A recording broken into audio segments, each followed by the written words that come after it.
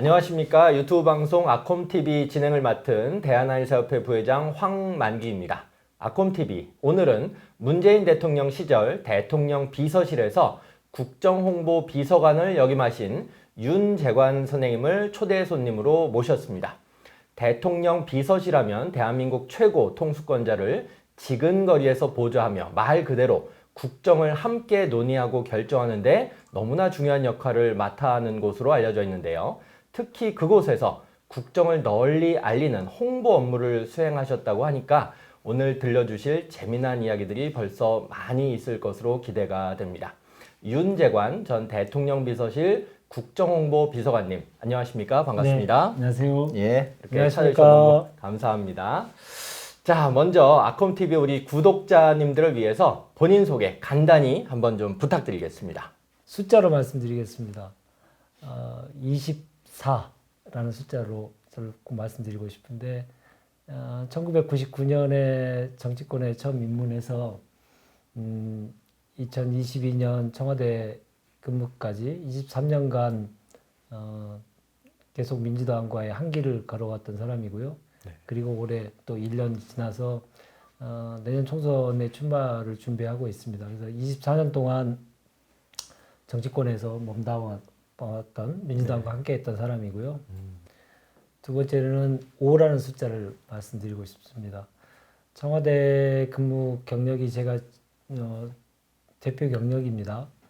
국정홍보 비서관만 한 게 아니고 시작은 의전비서관으로 의전비서관실 행정관으로 시작했다가 네. 민정수석실 선임행정관, 부대변인 이렇게 거치면서 비서관을 역임했습니다. 청와대 근무하신 분들 중에 1년, 2년 근무하신 분들은 많이 있는데 네. 저는 임기 첫날부터 청와대에서 근무하기 시작했다가 마지막 날 퇴직했습니다. 그러니까 5년을 꼬박 했고요. 숫자를 하나만 더 말씀드리면 네네네. 그 일수로 따지니까 더 근사해 보여서 예. 일수로 따지면 만 5년이 1826일입니다.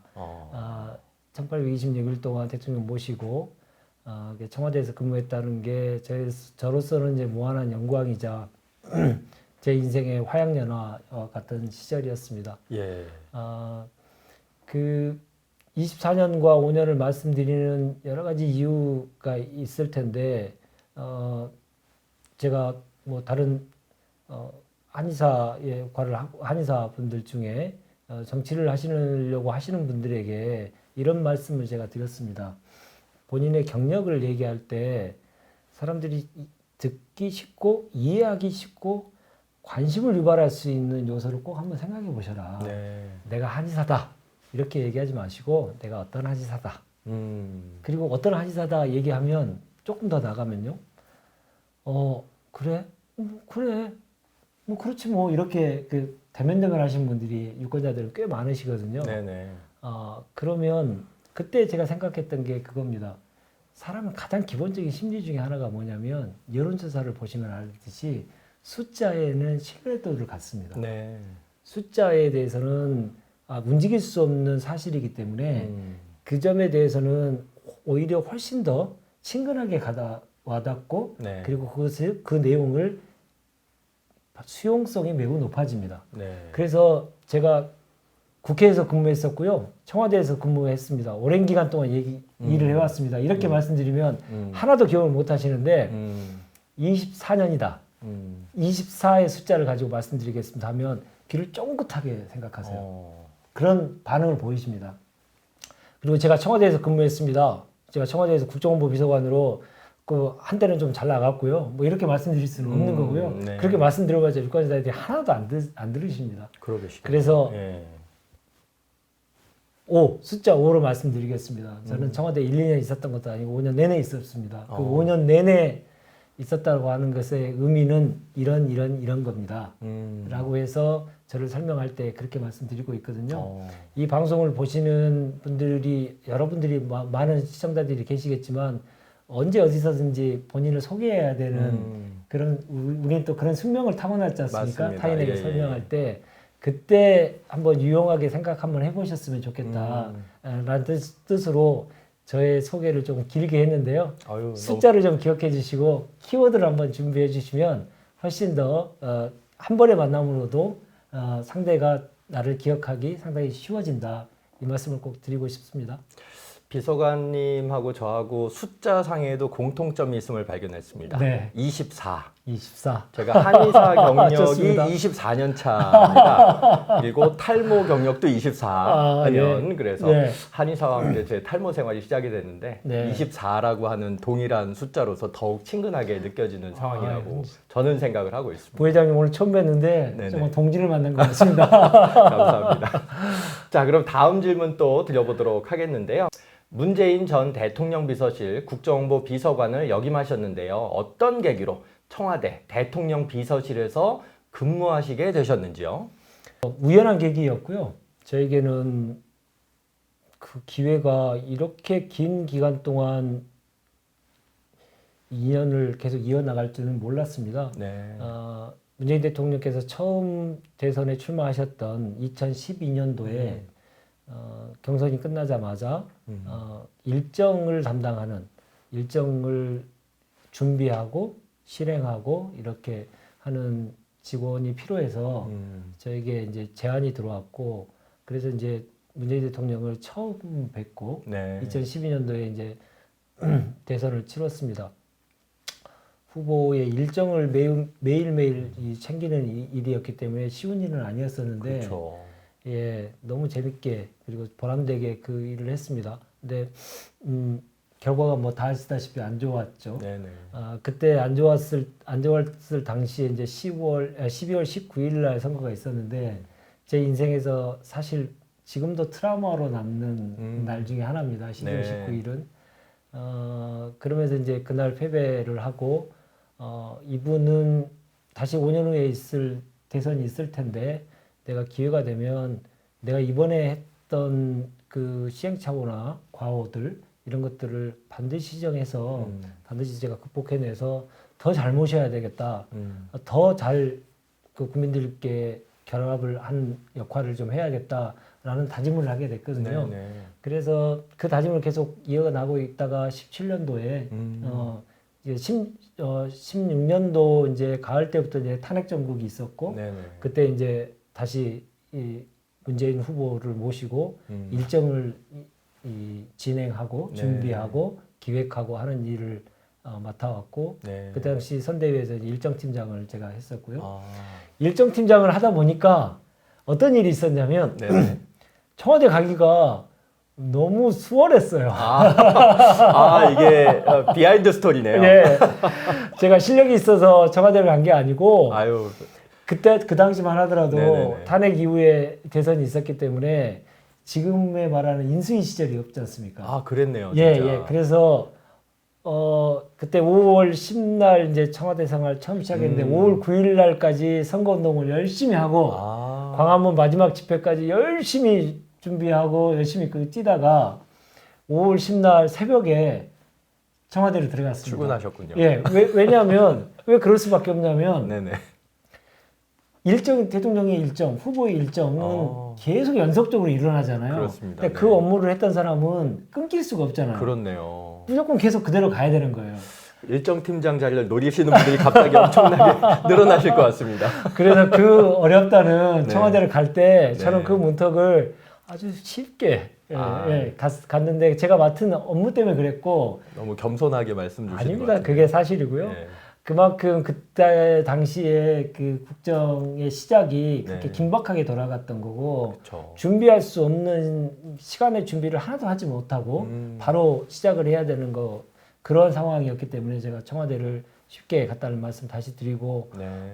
그 과정 속에서도 잘 해내기 위해서 우리가 충분한 준비는 없었지만 네. 탄핵이라고 하는 과정 속에서 국민들께서 요구하시는 여러 꼭 지켜야 될 요구사항들도 있었고 저희들이 꼭 달성해야 될 얘기들이 있어서 일들이 있어서 그것을 꼭 어떻게 달성하고 그것을 어떻게 국민들께 증명해내 보이느냐 네. 그 숙제가 있었는데 그 숙제를 위해서 제가 뭐 부단히도 노력을 했습니다만은 많이 부족했습니다만은 아무튼 그런 과정들을 통해서 네. 그 정치권에서 근무하는 사람들의 최고의 이 이 직장이라고 생각하죠. 그쵸. 꼭 한번 가보고 싶었던 청와대 문을 네. 연풍문 문을 새벽에 문을 쫙 열고 들어가서 그날 바로 첫날부터 이제 대통령 일정을 계속 챙기고 네. 이렇게 했습니다. 네. 네. 아유, 너무 이렇게 비하인드 스토리까지 이렇게 딱 공개를 해주셔가지고 저희 이렇게 구독자분들이 굉장히 즐겁다, 재밌다, 유익하다 이런 느낌을 더 가지셨을 것 같습니다. 자, 다음 질문 또 드려보도록 하겠는데요. 문재인 정부 5년 동안 청와대에서 계속 내내 근무를 해주셨고 특히 문재인 전 대통령님과 북한의 김정은 국무위원회 위원장과의 도보다리 회담 너무나 세계사적인 이벤트였었는데요. 이 도보다리 회담을 기획하신 것으로도 굉장히 유명하신데요. 이때의 에피소드, 이때의 백그라운드 어떤 스토리가 좀 있다면 들려주시면 좋을 것 같습니다. 정성을 다하면 하늘이 도와주더라. 제가 내린 결론입니다. 네. 그 도보다리 회담을 제가 기획했다라고 하는 표현은 적절한지 저도 잘 모르겠습니다.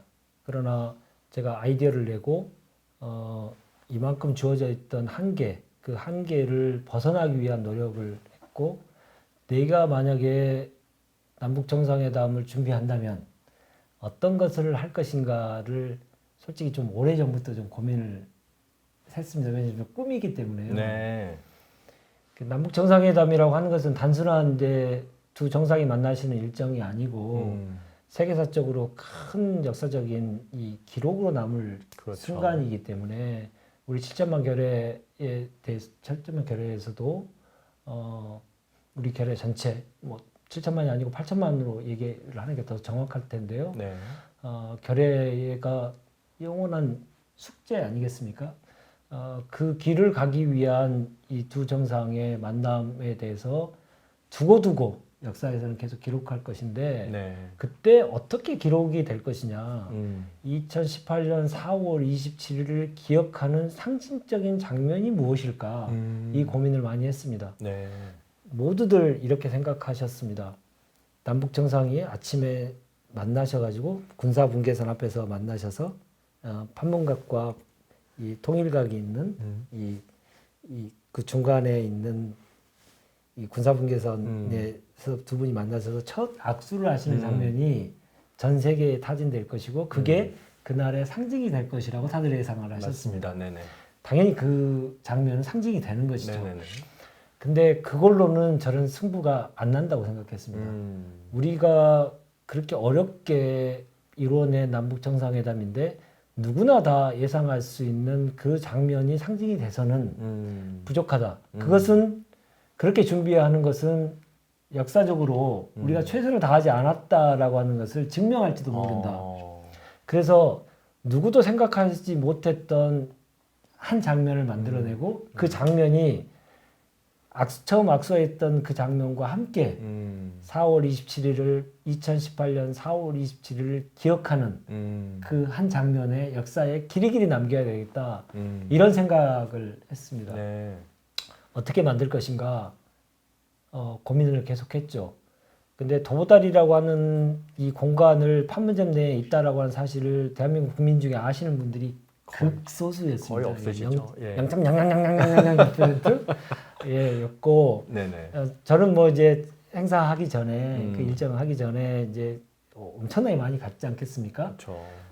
그 다리는 설명을 드리면 판문점이라고 하는 우리가 알고 있는 판문점과 판문점에서 오른쪽에 보면 중립국감독위원회라고 하는 그 판문점을 관할하는 네네네. 분들이 이제 중립국감독위원회에서 파견 나오신 분들이 계시는데 그분들이 일하시는 공간과 숙소가 있는 공간이 있습니다. 거기 사이 길이 한 300m에서 500m 정도 사이 길이 있는데요. 네네. 그 길에 이 중간에 늪이 있어요. 그래서 늪을 걸어갈 수는 없지 않습니까? 네네네. 그래서 그 전에는 뺑 돌아갔대요. 근데 길이 너무 멀어지지 않습니까? 그렇죠. 퇴근하는 길이 너무 멀어지고. 그렇죠. 그러니까 그 늪에 다리를 하나 놓은 겁니다. 몇 년도에 정확히 났는지도 기록이 없을 정도입니다. 아, 그래요? 60년도 초반에 났을 거라고 다들 알고 있는데 네. 정확한 기록이 몇 년도 몇 월 며칠에 이게 완공이 돼가지고 도보다리를 만들었다, 이게 기록이 없는 겁니다. 근데 그 도보다리는 일자형이었습니다. 제가 가보니까 딱 한 명만 걸을 수 있는 좁은. 좁은 길이었어요. 그러니까 거기서 근무하는 분들이 많이 없기 때문에 그렇죠, 그렇죠. 많은 분들이 한꺼번에 건너는 일이 데가 없죠. 아니고 예. 그러니까 이제 아주 좁았죠. 아. 이름도 도보다리가 왜 그랬냐면 실제로 삥 돌아서 이렇게 차 타고 가다가 네. 두 발로 걸어간다 해서 풋 빌리지 해가지고 그걸 그대로 번역해서 도보다리인 겁니다. 예. 그 도보다리를 그러니까 전 국민이 전혀 모르시고 전 세계도 거의 모르시기 때문에 두 정상이 아주 좋은 봄날에 만나셨으니 실내에서만 계시지 말고 실외에서 이렇게 산책을 하시는 모습을 산책을 하면서 대화하시는 모습을 전 세계에 타진하면 좋겠다라는 처음에 생각들이 있었어요. 그게 의전비서관실 전체의 생각이었고 그렇게 결정이 됐죠. 그래서 준비하자. 근데 이제 그것을 구체적으로 준비하는 게 이제 저에게 떨어졌는데 그것을 어떻게 할까를 가지고 하루 종일 그 도보다리를 제가 한번 걸어봤어요. 근데 그림은 이쁘게 나오겠더라고요. 근데 이게 남북 정상회담을 하는 것의 진정한 의미, 그러니까 그 남북의 대결의 상황에서 그 대결을 완화하고 통일은 아니지만 통일까지 갈 길은 너무나 멀지만 평화의 길로 가는데 이 날이 어떻게 세계사적으로 기록될 것인가에 대한 의미와는 연결이 안 되더라고요. 소위 말해서 스토리텔링이 안 되는 거죠. 여기 두 분이 걸으셨다. 그림은 좋고 두 분이 대화를 나누시는 모습이 참 좋았다. 이게 되지만 평화를 이루기 위한 대장정에 우리가 이르자. 그리고 53년에 그 정전협정이 협정되고 나서부터 생긴 게 이제 판문점이지 않습니까? 판문점이라는 공간이 이제 그 전부터 있었지만 53년부터 이제 남북의 대결의 상징처럼 되어 있는데 그 상징적인 공간, 대결의 상징에서 대화와 평화의 상징으로 만들려면 이 걷는 길이 이렇게 돼서는 안 되겠다. 그럼 어떻게 해야 될까? 하루 종일 걸었죠. 그냥 마구 걸었습니다. 계속 뺑뺑이 돌면서 계속 걷고. 그러다 보니까 갑자기 제가 걷는 게 왼편 쪽에 그 철판이 하나 보이더라고요. 근데 판문점에 있는 철판이 그 예사표 철판이겠습니까? 군사적 목적일 가능성이 없지 않죠. 정확하게. 역시 센스가 대단하신데. 판문점이 있는 거니까 예사로운 것은 아닐 테니까. 그게 이제 말뚝으로 박혀져 있고 철판이 이제 글씨가 아무것도 없어요. 왜냐하면 53년에 박아놓은 철판이라 뭐 눈비, 바람 이렇게 왔기 때문에 완전 녹슨 철판이죠. 아무것도 없는데 철판이 하나 보이더라고요. 그래서 그 판문점을 관할하는 그 거기서 이제 근무하시는 분들에게 저건 뭡니까? 라고 제가 질문을 했죠. 그랬더니 53년 7월 27일 날 이제 완전협정이 체결되고 나서 남과 북을 가르는 이 말뚝을 동해에서부터 서해까지 정확히 기억은 1000개가 좀 넘는데요. 그 1000몇 개의 말뚝을 박은 겁니다. 이름을 뭐라고 했냐면 거기 뭐라고 써져 있었냐면 군사분계선. 그러니까 그 군사분계선을 사이에 두고 남과 북을 영원히 만날 수 없는 그 말뚝을 박은 거죠. 근데 그게 이제 지금은 아까도 말씀드렸듯이 아무 글자도 없기 때문에 그게 뭔지 아무도 눈여겨보지 않았는데 제 눈에는 저게 예사롭지 않을 거다. 판문점에 있는데 보통 물건은 아닐 거고 역사적인 어떤 이유 때문에 저게 있을 텐데 그래서 그것을 고증해보니 실제로 53년에 박아져 있는 이 군사분계선 철판이었더라고요.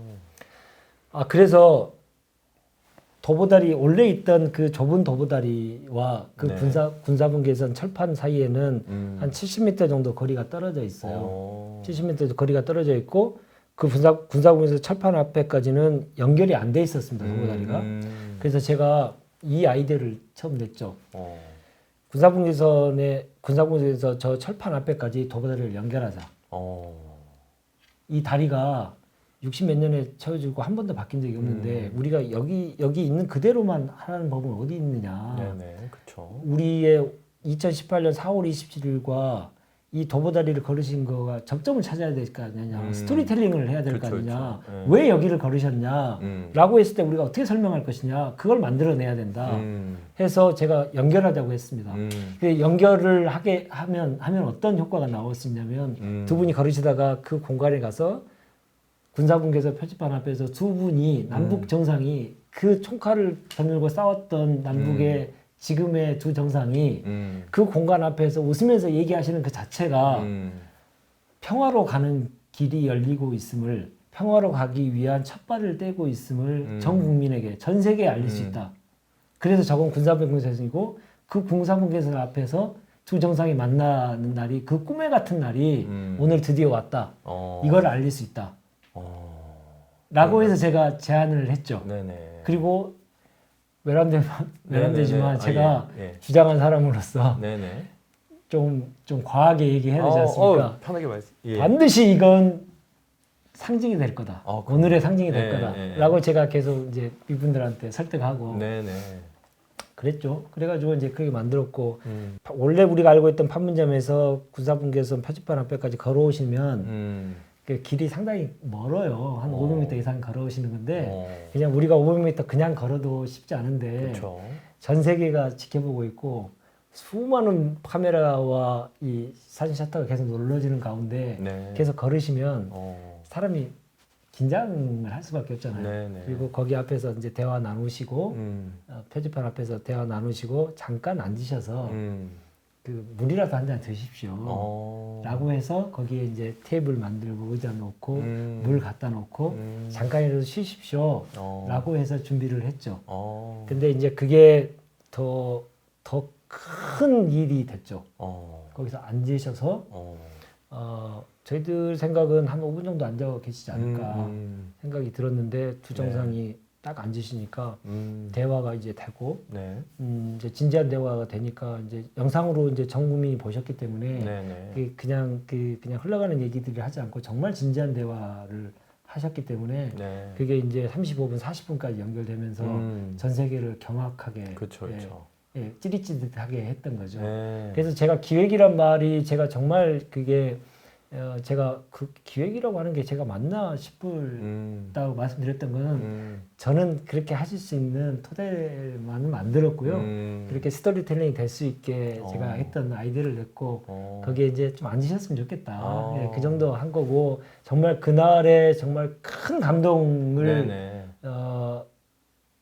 하신 것은 두 정상이십니다. 네네. 그래서 제가 감히 두 정상이 하신 일을 가지고 기획이라는 표현을 제 스스로 하기는 되게 좀 부끄럽고요. 근데 다만 이제 언론들에서 이제 언론이나 뭐 외부에 알려질 때 도보다리 뭐 기획하면 훨씬 더 수용성이 높고 그렇죠. 이해하기 쉽기 때문에 그렇게 해서 도보다리 기획자라고 이제 세상에 제 이름이 처음 알려지게 됐던 겁니다. 근데 그래서 뭐 장황하게 말씀드렸습니다만 그 도보다리 회담을 통해서 제가 생각한 것은 내가 정말 이거는 할 때 이걸 준비하는 과정 속에서 그날 전체를 준비하는 과정 속에서 마찬가지입니다만은 내가 부족해서 뭔가를 제대로 준비 안 했다면 나도 사람인지라 그건 어쩔 수 없는 것 같다.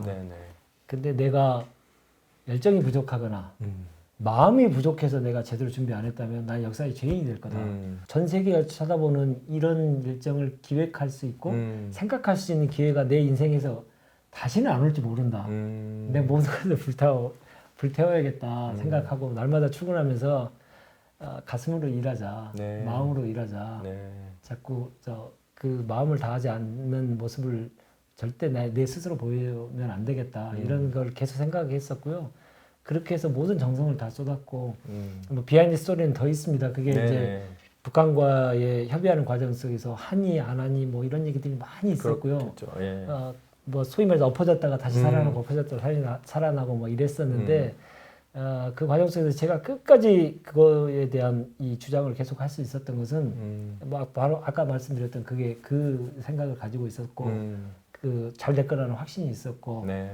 그리고 제가 모든 걸 다 바쳐서 준비했기 때문에 잘 될 거라는 이 그 근거 없는 낙관들이 이런 게 있었기 때문에 잘 네네네. 됐던 거가 아닌가 생각이 들고 뭐 저뿐만이 아니고 그걸 준비했던 모든 분들이 정말 자기가 쏟을 수 있는 모든 정성을 다 쏟아서 그날을 준비했습니다. 그래서 네. 하늘이 그 파란 하늘을 만들어 주셨고 전혀 없었던 새들이 와서 노래를 불러줬고 두 정상께서 그 기운을 받아서 그런 진지한 대화를 하시면서 전 세계의 대한민국을 건국한 이후로 대한민국 출범한 이후로 외교사 쪽으로는 가장 많은 집중을 받았던 네. 시기가 되지 않았을까 싶습니다. 정성을 다하니까 하늘이 도와주시더라고요. 아우 굉장히 감동적으로 또 굉장히 재미있게 저 이거는 어디 신문이나 어디에서도 한 번도 이렇게 제가 본 일이 없었던 일인 것 같은데 예, 제가 이 내용을 네. 이 내용을 좀 정리를 해서 네. 책으로 좀 내려고 준비를 하고 있습니다. 예, 지금은 남북 관계가 대단히 어렵지만 우리는 절대 평화를 포기할 수 없는 상황 아닙니까? 네. 전쟁하겠습니까? 평화를 해서 통일은 저는 말씀드리지 않습니다. 평화해서 평화를 가서 그 남과 북이 서로 교류하고 협력하고 그리고 전쟁의 위협이 없는 나라 이런 나라를 만들어서 더욱더 세계로 비상하는 나라를 만들기 위해서는 만들어야 됩니다. 그것을 위해서는 제일 전제 조건은 평화입니다. 그렇죠. 그 평화를 만들기 위한 노력들은 계속해야 되는 것이고 그 노력은 앞으로 지금은 정말 어렵지만 앞으로도 계속 있을 겁니다. 네네. 그때 그 평화를 준비하시는 분들에게 먼저 그 일을 했던 사람으로서 이런 일들이 있었으니 잘 참고해서 잘 네. 준비해 주십시오라는 취지로 준비하고 있습니다. 레퍼런스 북을 이제 또 네, 기획하고 예. 계시는 예, 그런 그렇습니다. 말씀으로 이해를 했습니다. 예. 너무 흥미진진한데요. 다음번 질문 또 드려보도록 하겠습니다.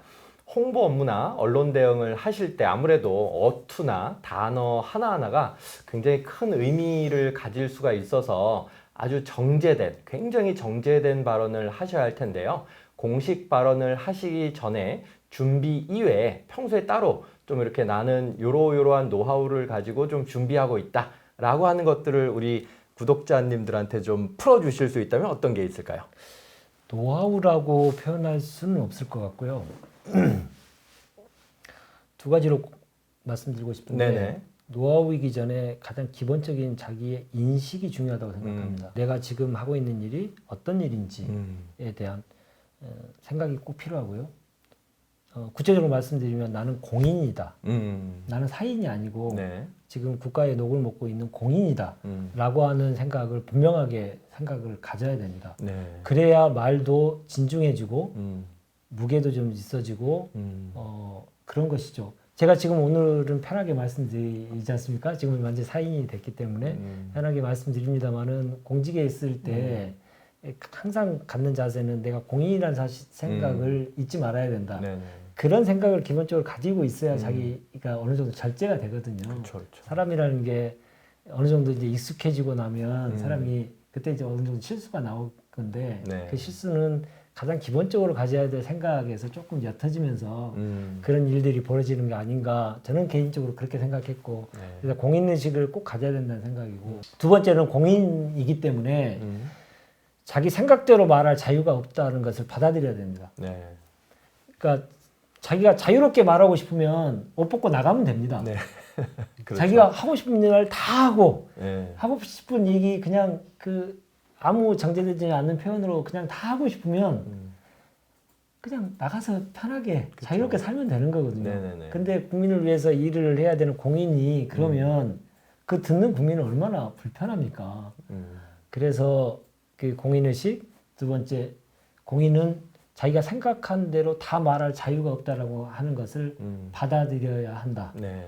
그래야 그 공인의 말에 대해서 국민들께서 귀담아 들으시고 그에 대해 신뢰를 갖는다 생각입니다. 그래서 그 말을 정제되게 하고 잘하려고 하기보다는 실수가 없고 또 국민들께서 오해가 없고 또 그것으로 인해서 그 발언들을 통해서 사회적인 안 좋은 파장이 일어나지 않도록 그런 발언을 할 때는 그거에 대한 이 기술이나 테크닉 뭐 이런 게 필요한 게 아니고 네. 저는 기본적인 공인의식 그리고 말할 자유가 없다라고 하는 자기에 대한 기본적인 생각들을 분명하게 하는 것이 되게 중요하다.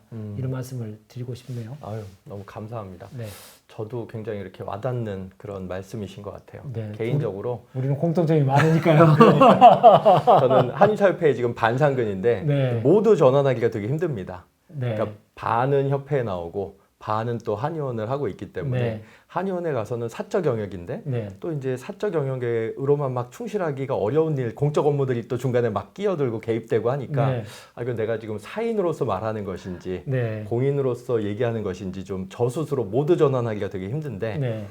모두 전환하기가 힘들면 그냥 퍼블릭 마인드, 지금 비서관님 말씀 주신 것처럼 퍼블릭 마인드로 그냥 디폴트 값으로 장착하고 있어야 되겠다. 그래야지 실수가 없겠구나. 네. 이런 반성을 하게 됩니다. 근데 저의 뭐 고민을 솔직하게 좀 말씀드리면 네네네.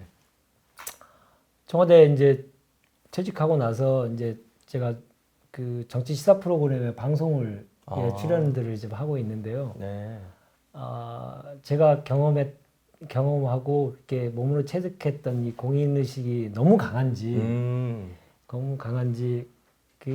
뭐 청와대에 있을 때는 뭐 A를 A라고 얘기하지 않고 A라고 얘기하면 듣는 분이 오해를 하거나 네네. 아니면 너무 좀 너무 직설적이거나 그러면 안 되기 때문에 그런 내용들을 조금 돌려서 얘기하고 조금 순화돼서 얘기하고 이런 과정들을 그쵸. 거칠 수밖에 없거든요. 네네네. 특히 이제 외교 현장들에 가게 되면 외교는 항상 오늘은 좋은 결론이 못 냈다 하더라도 끝날 때는 또 다음을 정확하게 기약해서 우리가 미래가 있음을 서로 확인해야 되기 때문에 네네네.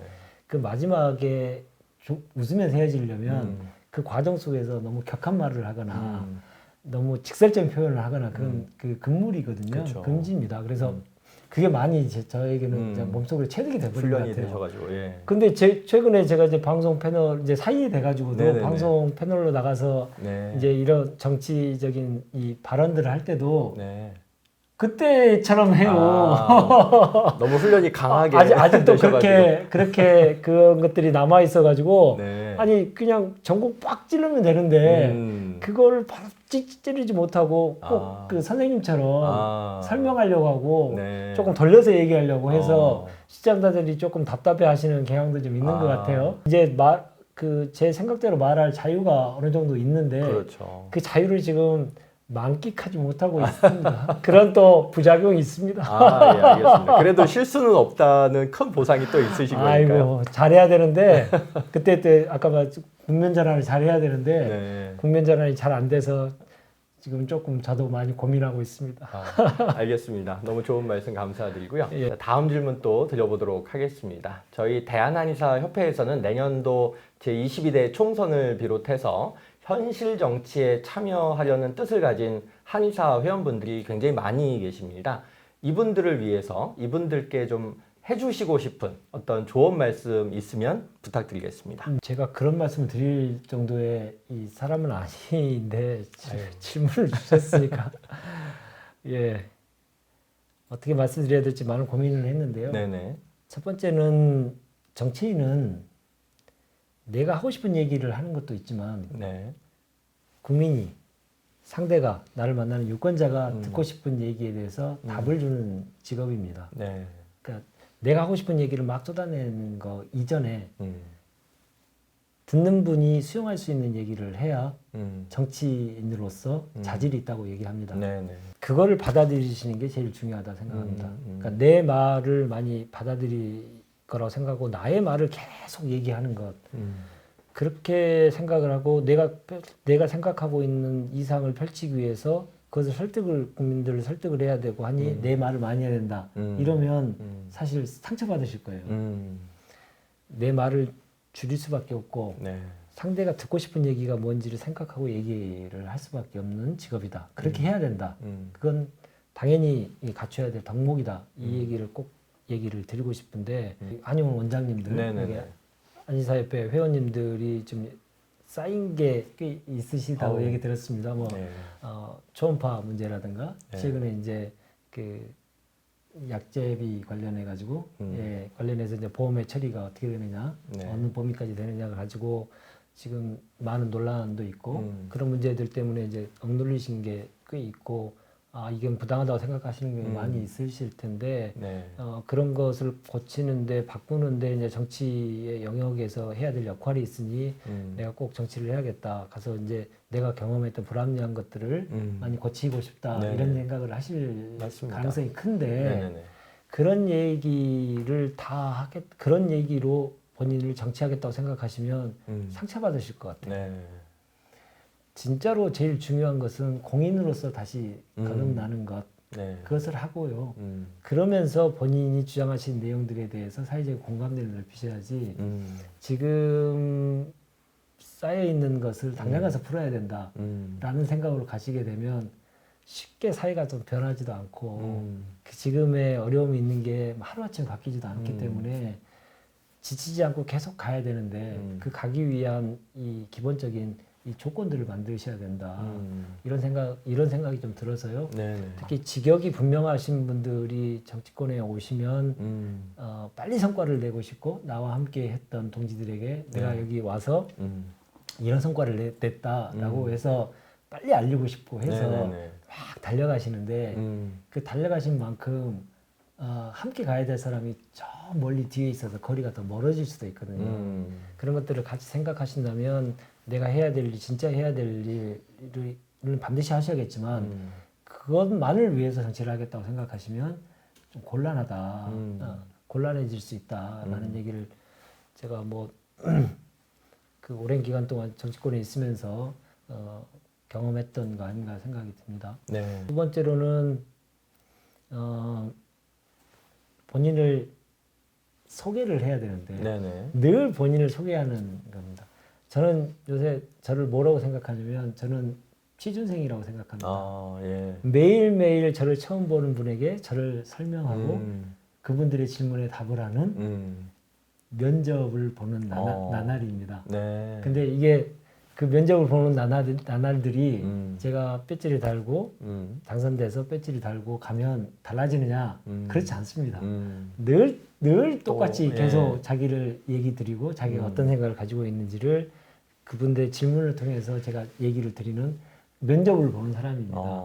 그 면접을 보는 사람으로서의 이 준비를 좀 하셔야 되거든요. 그 가장 첫 번째 이 단계가 나를 어떻게 설명할 것이냐를 가지고 고민을 할 수밖에 없거든요. 네네. 그래서 나를 어떻게 설명할 것이냐를 가지고 설명을 하려면 뭐 스킬도 필요하고 뭐 이런 거 여러 가지 필요합니다만은 그 설명할 수 있는 거리를 만들어야 되거든요. 그렇죠. 그러니까 소위 말해서 우리가 말하면 쉽게 말하면 경력을 만든다는 거죠. 이 사람이 걸어온 길이 어떤 길이었는지. 근데 그 경력을 만드는 것도 매우 중요하고 그 경력을 아까 제가 숫자로 말씀드렸듯이 유권자들이 더 쉽게 알아들을 수 있고 호기심을 유발할 수 있는 방법이 뭘지 이런 고민들을 하셔야 될 텐데 네. 제일 처음에 나를 어떻게 소개할 것인지 나를 상징하는 것이 무엇일 건지에 대한 고민을 하시면 네. 많은 답을 좀 얻을 수 있다 생각이 들거든요. 저는 뭐 지역에 다니면서 저를 소개하시는 분들이 그러니까 저를 소개하시려면 그분에게 또 다른 분한테 얘기를 하셔야 되잖아요. 네네네. 그러면 청와대에서 5년이나 근무했었대. 이거하고 그거 기억나시죠? 2018년도에 그 저기 판문점에서 했던 그 도보다리 기억나시죠? 그거 파란 다리에서 그 했던 거 그거 만든 사람이에요. 그러니까 저의 명함을 받으시면 이제 유심히 보시죠.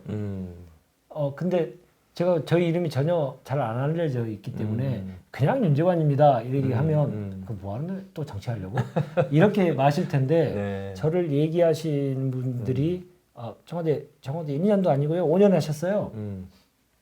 아까 말씀 도보다리를 했대요. 이런 얘기를 하시니까 저를 쳐다보시는 거거든요. 그런 나의 상징, 나를 대표할 수 있는 상징들을 좀 만들어 놓으시고 그 만들기 위한 본인의 노력을 좀 하셨으면 좋겠다라는 생각이 듭니다. 제가 먼 공간에서 이런 말씀을 드린 적이 있어요. 저는 한의원 원장님이 너무너무 부럽습니다. 저는 유권자를 한 분을 만나기 위해서 불이 나게 달려가가지고 만나줄지 말지도 모르는 분들을 연락드리고 해서 약속 잡고 가서 만나가지고 이제 안녕하십니까 임재관입니다.부터 시작해서 저는 어떻게 살아갔고요, 어떤 일을 하고 싶고요. 근데 저하고 이제 30분 얘기하시면 제 하는 얘기에 제가 만약에 10분을 얘기했다면 그 아주 귀담아 들으시거나 머리에 기억에 남는 얘기는 1, 2분 안에 끝나거든요. 왜냐하면 제가 아쉬워서 갔잖아요. 제가 아쉬워서 갔기 때문에 그냥 새겨 들지 않아도 그냥 그런 되는 거죠. 네네네네. 근데 한의원에 오신 분들은 원장님께서 말씀하신 내용이 본인에게는 너무나 절실한 거기 있고 그쵸, 몸이 그쵸. 아파서 오기 때문에 너무 네네. 절실하기 때문에 원장님이 하신 말씀을 귀에 안 담을 수가 없거든요. 예. 그러니까 원장님이 이렇게 얘기하시냐 저렇게 얘기하시냐에 따라서 본인의 생각들이 많이 달라지고 뭐 그렇기 때문에 무조건 경청할 수밖에 없거든요. 그렇기 때문에 원장님은 그리고 가만히 앉아 있는데 환자들이 계속 오시잖아요. 아, 그렇네요. 유권자가 되실 수 있는 분들이 매일매일 찾아오시잖아요. 그렇네요. 어디 가지 않으셔도. 네네네. 예, 그렇게 찾아오시기 때문에 정치를 하는 사람의 입장에서 보면 원장님들이 너무너무 부러워요. 아, 유권자들이 경청해주고 네. 찾아가지 않아도 그분들이 찾아오고. 그러니 제가 두 가지 좀 팁을 한번 드린 적이 있었어요. 네네네네. 제가 한의원에 갔을 때 가면 이제 원장님 처음 뵈면 이제 명패가 있잖아요. 네. 예, 원장님 성함이 나와 있는 명패. 네네네. 근데 명패를 보면서 생각되는 건데 저희들이 사람이 처음 만나면 제일 먼저 주고받는 게 뭔가요? 명함이죠. 명함이죠. 네네. 근데 내가 한의사라면 내가 한의원 원장이라면 오시는 환자분들에게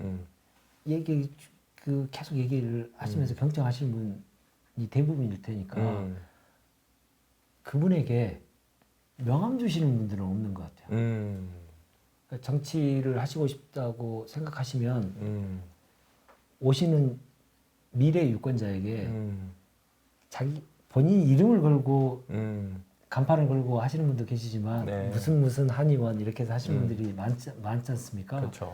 그러면 유권자들은 그 한의원 이름만 기억하지 원장님 이름을 기억을 잘 못할 수 있거든요. 그렇죠. 그런 경향이 좀 강하지 않습니까? 그렇죠. 그래서 원장님의 이름을 좀 기억할 수 있게 명함을 한번 주시는 건 어떤가. 이게 바로 이제 하루하루가 매우 중요하니까 언제 내가 정치를 할지 모르겠지만 나이가 공인으로서 살아가는데 내 이름이 누가 되지 않도록 열심히 살아가겠다라고 하는 자기의 다짐도 있어야 되거든요. 그렇죠. 예. 예, 어느 한의원에 머물지 않고 나의 이름을 가지고 얘기하는 거기 때문에 더욱더 이제 오시는 환자분들에게 조금 더 설명을 더 잘해드리려고 노력할 것이고 그렇네요. 그분들에게 조금 더 좋은 모습으로 보이기 위해서 노력하시지 않겠습니까? 네. 그런 동기부여도 되니까 명함을 한번 만들어서 주시면 좋겠다. 굉장히 좋은 팁이네요. 예, 네. 그런 생각이 들어서 저 같으면 무조건 명함 들기로 했습니다. 예, 라고 말씀드렸고 명함을 또 만들면 어떻게 또 이제 창의적으로 만들지에 대해서는 뭐 다음에 기회가 되면 제가 또 다음 한번 아카데미 때 좋은 다른 주제로 하나 예, 모시도록 하겠습니다. 예. 자, 감사합니다. 그 대통령 비서실 그리고 이곳에서 수행되는 국정홍보에 대한 아주 굉장히 재미있는 이야기를 함께 들어볼 수 있는 유익한 시간이었던 것 같습니다. 오늘 출연해 주셔서 다시 한번 감사드리며 향후에도 정치에 관심 있는 우리 한의사 회원분들에게 좋은 정보 많이 제공해 주실 수 있는 시간이 꼭 마련되기를 기대해 봅니다. 이상으로 아콤TV 마치도록 하겠습니다. 오늘 함께 해주셔서 너무 감사합니다. 네, 고맙습니다. 고생하셨습니다. 감사합니다. 네.